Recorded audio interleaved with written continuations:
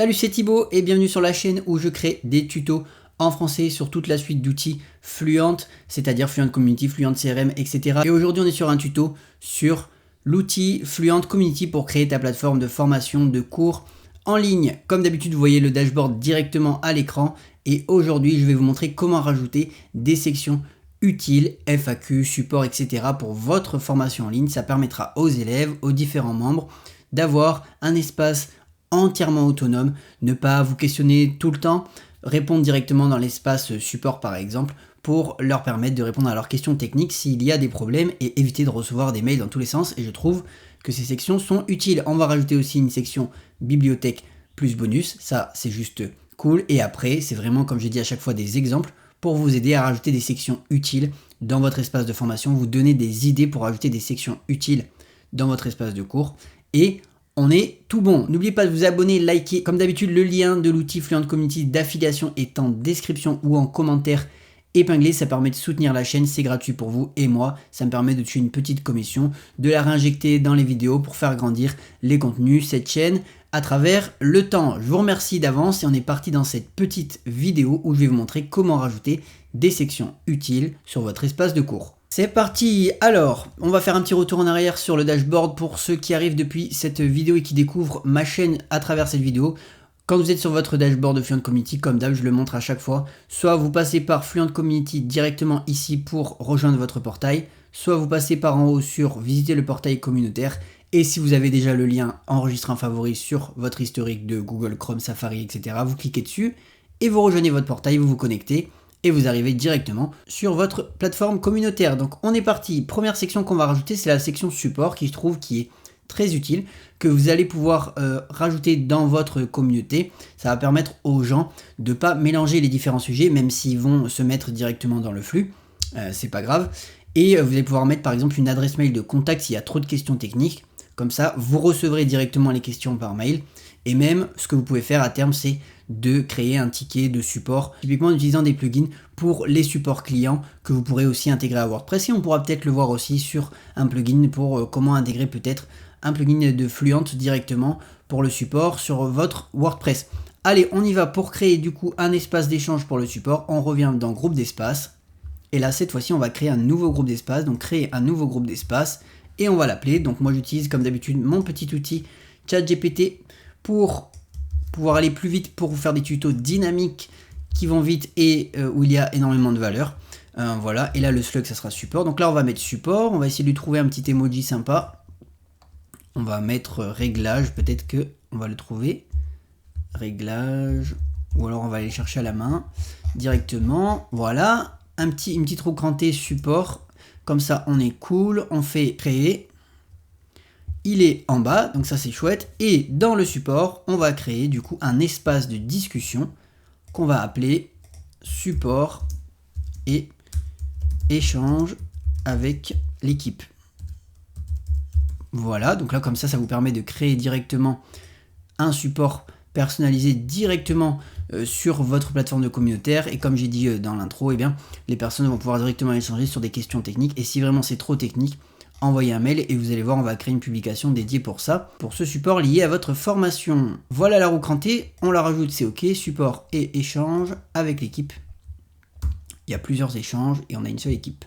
Ça c'est cool, on met pas forcément de description, vous l'aurez compris. Voilà, là il faudrait qu'on téléverse du coup une bannière, je vais le faire en express, je vais l'appeler support et je vais rester sur la même DA que toutes les bannières qu'on a créées depuis le début sur ce tuto, et comme ça je vous montre directement les résultats pour vous ce que ça donne et on va créer la publication. Nous revoilà, donc ça y est, j'ai créé la bannière téléversée, on la met, je l'ai mis à la même DA, la direction artistique de toute notre plateforme pour que ça reste fluide, pour que ça reste dans la même couleur, dans la même thématique et que ça reste propre. C'est ça le but et je vous conseille fortement de faire ça, de garder les mêmes couleurs, de mettre des petits calques, des petits rectangles de la même couleur que votre plateforme, ça sera bien plus propre. Et du coup on a créé, personnalisé notre bannière, hop, on fait créer.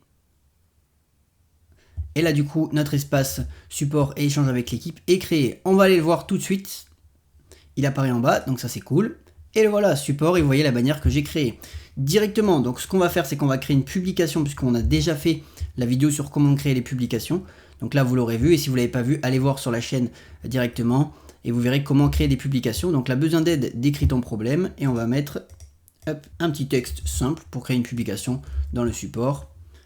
Et voilà, et on va mettre où contacte le support technique à l'adresse mail suivante. Et là, on va, hop, petite faute, l'adresse mail suivante. Donc là, on va créer une adresse mail fake, mais vous l'aurez compris, typiquement contact studio-horizon.fr. Voilà. Ce que je peux vous conseiller, pareil, sur les adresses mail, ça vous fait un petit tips encore que je peux vous donner comme ça, qui fait très professionnel. Quand vous créez un nom de domaine, créez-vous votre adresse mail professionnelle avec le contact ou le support. Là, typiquement, j'aurais pu mettre support, ça sera mieux, directement, ou le support que vous créez directement dans votre hébergeur, typiquement OVH et tous les autres hébergeurs. Moi, je suis principalement chez OVH. Et comme ça, vous aurez une adresse mail avec votre nom de domaine. Et ça, c'est juste génial. Ça fait beaucoup plus professionnel que d'avoir le gmail.com. Et surtout, sur votre plateforme communautaire, on est dans cette optique où on veut avoir quelque chose de professionnel et ça c'est juste top. Donc ça on va le mettre en gras. Et là l'objectif de cette publication, et bien voilà, indiquer l'appareil, on te répond vite ou contacte le support technique à l'adresse mail suivante. Hop, on fait publier.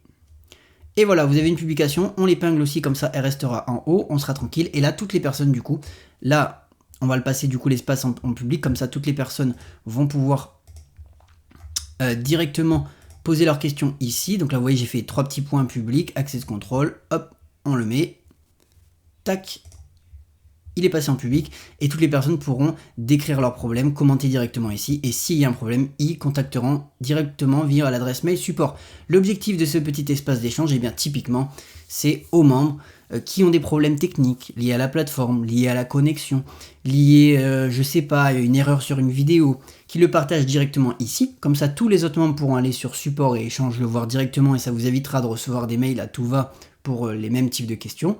Et comme je l'ai dit juste avant, eh bien, s'ils ont des grosses questions, c'est trop long pour pas qu'il y ait des pavés et pour pas polluer la communauté, parce que là, vous voyez, ça met aussi la publication dans le flux. Eh bien, vous leur dites en commentaire, n'oublie pas de envoyer une question à support@studiohorizon.fr, l'adresse mail fake qu'on a créée pour l'exemple. Vous l'avez compris, cet espace d'échange est juste top et très utile que vous pouvez rajouter à vos formations en ligne. Je trouve que c'est essentiel de répondre aux questions techniques. On va passer au deuxième espace d'échange assez important qu'on va appeler bibliothèque et ressources et bonus. On va l'appeler ressources et bonus. Et là, typiquement, il est très intéressant pour vous. Donc, on va recommencer la même méthode. On va aller dans le groupe d'espace, créer un nouveau groupe d'espace. Et on va l'appeler du coup ressources et bonus. Et je disais, il est intéressant pour vous car ici, vous allez le voir, vous allez pouvoir intégrer tous vos bonus PDF pour mettre justement de la documentation liée au yoga. Moi, je vais intégrer un PDF que j'ai déjà, mais vous, si vous êtes, je sais pas, vous êtes menuisier, vous souhaitez créer une communauté sur la menuiserie, le bois, etc., parler des fenêtres, portes, etc., eh bien vous allez intégrer des PDF liés à la menuiserie, vous l'aurez compris. Donc là, nous, on crée une section ressources et bonus. Cette section ressources et bonus, c'est juste, pour moi, essentiel. Ça permet de partager des ressources PDF. Vous pouvez le faire aussi directement dans une publication et ça a plus de sens de garder cette cohérence et cette structure. Comme ça, vous allez avoir une plateforme qui est rangée, structurée. Et aussi, les personnes, derrière, quand elles vont utiliser votre communauté, ça sera fluide. Et puis, c'est ça aussi qu'on veut. On va avoir une bonne expérience pour ces élèves. On fait créer. Donc là, vous voyez, on a oublié le petit emoji pour rester dans cette dynamique de quelque chose de propre. Donc clique sur modifier l'info et là on va rajouter un emoji et là ressources, on va essayer de mettre je sais pas qu'est-ce qu'on pourrait mettre.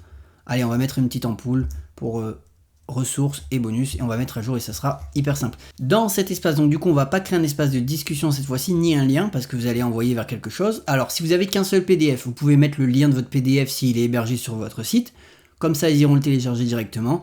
Mais moi le but c'est de créer un espace où ils peuvent télécharger un bloc de PDF, plusieurs PDF, et pour ça, je passe par l'onglet cours. Je biaise un peu le truc, mais ça, c'est juste cool. Là, on va le mettre en public, et l'onglet cours, on va l'appeler bibliothèque et ressources, et là, on va aller chercher un emoji. On va chercher l'emoji lumière, le même que celui qu'on avait juste avant, si je le retrouve rapidement. Du coup, je vais prendre un livre, ça sera mieux.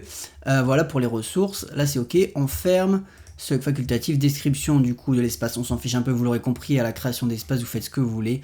Voilà, là on le laisse en public, auto-formation, ça c'est OK. On fait, est-ce qu'on lui met une bannière pour l'instant? Pas forcément, on va le laisser comme ça, parce que pour les ressources, vous verrez, ça va mettre une bannière par défaut et ça suffira.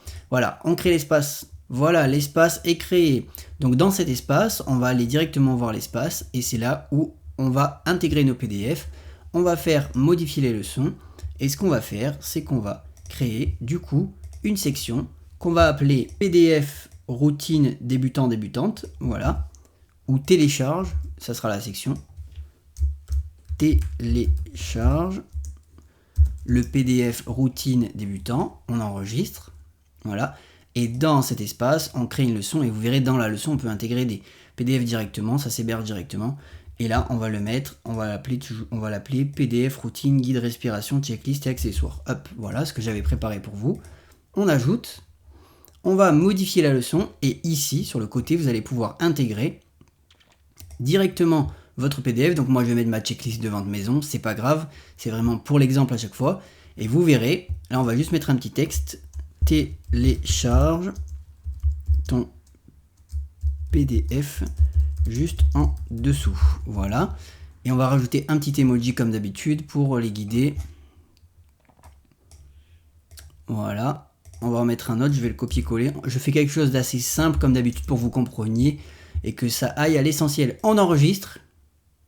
Une fois que c'est OK, on va aller voir s'il est en publié. Donc là, vous le publiez. Là, c'est OK, c'est publié. L'espace, est-ce qu'il est publié? Il est encore en brouillon. Donc faites bien attention à chaque fois à l'état. Donc état brouillon. Donc là, on va aller sur modifier le cours. On le met en publié. On enregistre. Sinon, vous ne le verrez pas sur votre espace. On clique dessus. Cette fois-ci, on a un espace ressources. Vous voyez qui est ultra essentiel. On le met. Et là, vous voyez, vous retrouvez directement télécharge votre PDF comme une leçon. Ils viennent ici et ils peuvent directement ici télécharger leur PDF. Et ça, c'est juste génial. Donc là, vous allez pouvoir créer des PDF sur la mécanique, je sais pas, la menuiserie, l'ameublement, tout ce que vous voulez en fonction de votre communauté. Et typiquement, il faut qu'ils s'inscrivent au cours, ils téléchargent le PDF et ils auront un espace de ressources et bonus. Vous pourrez mettre aussi des templates, des checklists, tout ce que vous voulez. Des liens aussi directement vers, je sais pas, votre boutique de vente. Enfin voilà, je peux vous donner plein d'idées. Et ça, c'est juste cool. On va en faire qu'un seul pour l'exemple, mais vous comprendrez qu'on pourra en mettre une dizaine, une vingtaine, ce que vous voulez, même une cinquantaine de ressources. Ça, c'est juste top. Et on va passer à la dernière section utile pour votre espace de formation de cours, c'est la FAQ. Donc si vous voulez que vos élèves soient entièrement autonomes, vous allez devoir créer une FAQ et vous allez voir, on va utiliser le même procédé pour créer la ressource et bonus. Comme ça, il y aura directement des questions que vous pourrez mettre à jour aussi régulièrement. Et ça, c'est cool. Allez, let's go! On repart, réglage, groupe d'espace, créer un nouveau groupe d'espace, FAQ, donc là on va mettre FAQ question-réponse, comme d'habitude on va essayer de trouver un petit emoji qui va bien, donc là pour FAQ on va mettre peut-être le point d'interrogation, ça serait cool, voilà ça c'est top, je pense que même on va aller chercher un encore plus percutant, voilà, celui-là il est percutant, le slug on va remettre FAQ, on crée l'espace, il se met en bas, c'est cool à la suite de ce qu'on a créé. Et là, on recommence, espace court, hop, c'est pareil, on va mettre FAQ, on va réutiliser l'emoji qu'on a trouvé, j'espère qu'il va se mettre, c'est pas grave, on va le retaper. Voilà, il est là, on remet le même, ça c'est cool. On va mettre ici, en description courte, on va mettre FAQ, questions fréquentes, on va mettre la même chose, on va pas s'embêter. On met en publié, comme ça on gagne du temps pour le prochain coup. On touche à rien, on fait créer, et notre espace d'FAQ est créé, et on va aller cette fois-ci créer différentes questions, les ajouter pour nos élèves et nos membres. On fait modifier les leçons, vous voyez je recommence la même chose, mais ça c'est cool. On va créer une section et on va l'appeler Q1, question 1. On enregistre, on va gagner du temps, on va faire exactement pareil pour les autres, comme ça va aller beaucoup plus vite. Vous voyez comment je travaille à chaque fois, vous pouvez utiliser la même méthode que moi. Hop, on va utiliser direct la question 2, comme ça on gagne du temps, les sections vont se créer assez rapidement, vous allez le voir. L'objectif de cette section utile, eh bien, c'est de mettre une FAQ et de rendre les personnes autonomes et pour qu'elles aient la réponse à leurs questions rapidement quand elles se forment. Ok, Q2, question 2, ça c'est pour les sections. On va créer une troisième question.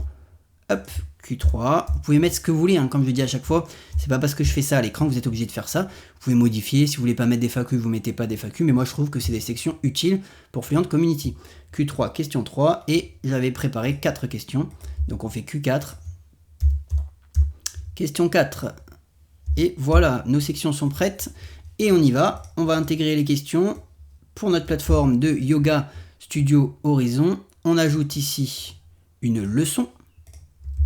Tac, on l'ajoute directement. On va faire pareil pour les autres et vous allez voir comme ça on va les répondre directement aux questions dans les différents espaces. C'est comme un espace de formation en fait.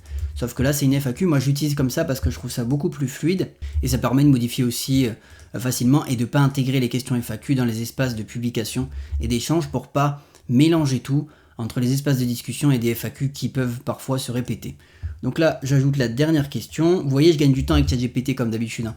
Ça me permet de vous faire des leçons dynamiques, des tutos dynamiques, pardon, et d'avoir quelque chose de clean. Voilà, on a les 4 questions. Et enfin, on va aller les modifier directement. Donc là, on va faire modifier et on va mettre les réponses à chaque fois dessous. Voilà, hyper simple. On enregistre et on fait la même chose pour les 4. Et là, toutes les questions sont créées. On n'oublie pas de les publier directement. Comme ça, elles seront toutes prêtes et prêtes à aller voir. On vérifie l'état, on est en auto-formation, on est publié, hop, c'est OK. Et cette fois-ci, on peut faire retour. On revient là, on clique sur questions fréquentes. Comment commencer ma pratique si je suis débutante? Il y a la réponse et voilà, elles peuvent revenir, elles ont réponse à leurs questions. Pareil pour les autres et ainsi de suite. Voilà, vous avez votre 3e section utile pour votre plateforme de formation. Ce que vous auriez pu faire, c'était typiquement créer, si c'était le même espace qu'ici, un espace court, et créer peut-être dans le même onglet pour avoir un truc encore plus ergonomique sur le côté, éviter d'avoir une masse d'espace d'échange et de discussion pour ne pas perdre les gens. Mais vous voyez, quand on les range, eh bien, ça fait propre. Il n'y a pas forcément besoin de s'embêter à tout mettre dans le même panier. Et là, c'est cool sur le côté. On a quelque chose de structuré, d'ergonomique, en termes d'expérience utilisateur qui est juste cool. Il y a un support, un endroit pour les bonus, où on peut retrouver et télécharger tous les bonus de la formation. C'est exactement ce que j'ai mis en place pour ma formation. Et une FAQ qu'on pourra remplir, alimenter, modifier au quotidien en fonction des questions que les élèves vous poseront si vous avez des questions qui se ressemblent. Et voilà, vous avez rajouté des sections utiles à votre espace de formation Fluent Community. Comme je dis, à chaque fois je vous fais un exemple concret avec le yoga, mais vous adaptez-le à votre situation. Si vous avez aimé ce tuto, n'oubliez pas que mon lien d'affiliation est en description ou en commentaire épinglé, ça permet de soutenir la chaîne. N'oubliez pas de vous abonner également et on se retrouve dans un prochain tuto sur Fluent ou un autre plugin de la suite de WP Manage Ninja. C'était Thibaut, ciao!